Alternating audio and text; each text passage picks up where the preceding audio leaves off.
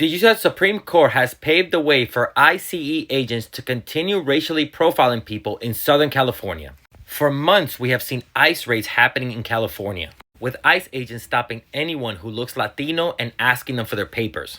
After a lawsuit was brought back in July, Judge Frimpong issued a temporary restraining order stopping agents from using race or ethnicity, language, presence at a particular location, such as a car wash or tow yard, or type of work to carry out stops or arrests, as none of these factors alone can establish reasonable suspicion of that word, which I don't say.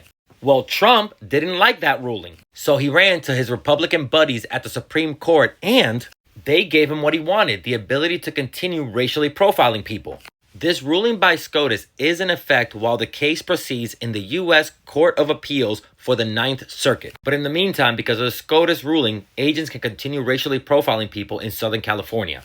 And the Republican judges didn't even explain why they made their decision. But what Brett Kavanaugh wrote separately in support speaks volumes, saying it was reasonable to briefly question people who meet multiple common sense criteria for possible, I don't say that word, presence, including employment in day labor or construction, and limited English proficiency.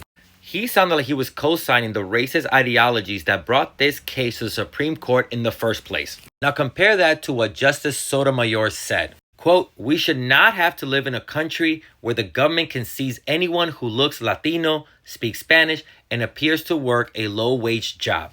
Justice Jackson, Sotomayor, and Kagan did dissent against the decision, but as always, because of the majority conservative bench, they were outnumbered. To anyone who still says that this isn't white supremacy at play and that they are only going after undocumented people, well, some of the people who brought this case forward were Latino U.S. citizens who were racially profiled by agents. So the conservatives on the Supreme Court just told everyone, including U.S. citizens, that they should be okay with that.